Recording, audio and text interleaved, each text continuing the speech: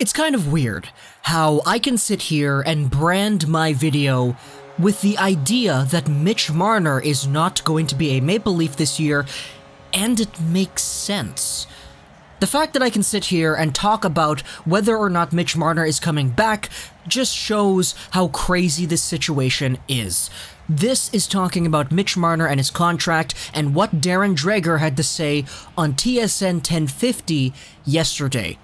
Now, I'm giving a big shout out to Andy Pilakaki. He's a buddy of mine. He covers primarily Leafs topics. He made an incredible video on this yesterday, the Marner contract update. If you're a Leafs fan, you've probably seen that video, but I highly recommend you go through it a few times. It's very good, and he covers all the points, he covers all the perspectives, and he goes in depth on this situation. But I wanted to take a look at this from the angle of Mitch Marner coming back.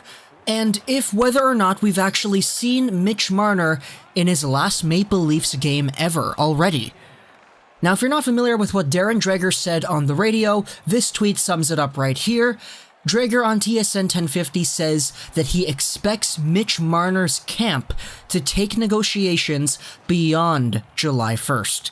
He says he expects the Marner team to go visit other teams, starting in June 26 in the RFA offer sheet interview period.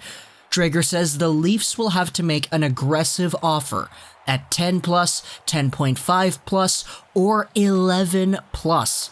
He also says he would be very surprised if Marner went beyond a 5-year deal.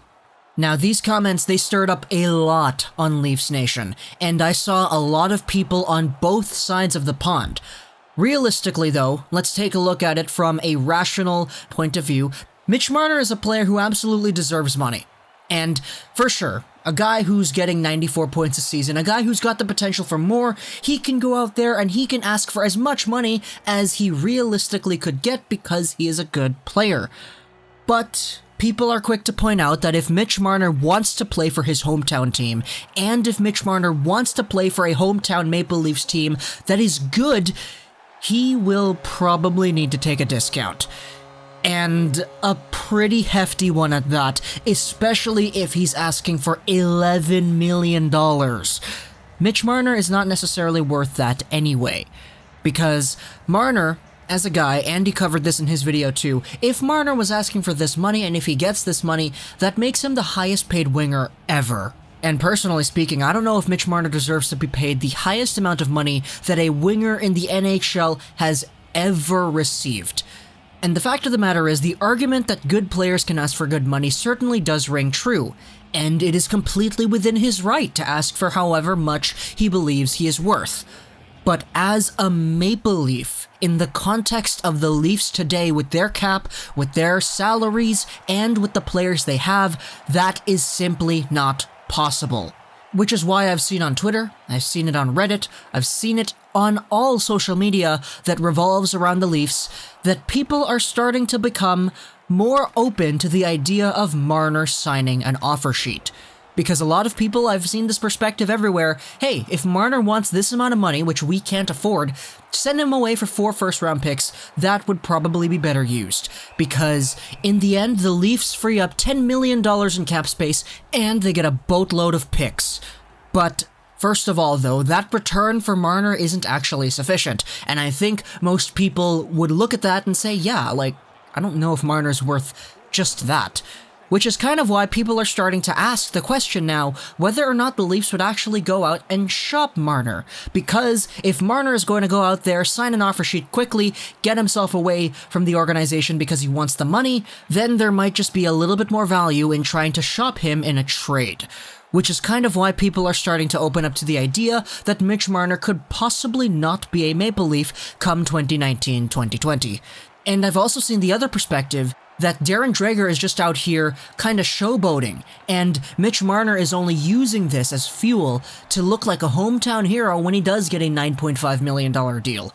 Now, I don't know if the Marner camp and Marner are smart enough to play 3D chess like that, and I don't really know how efficient that sounds, because it does seem like a huge risk of a scheme, and I really don't want to believe that any 3D chess like that is going on.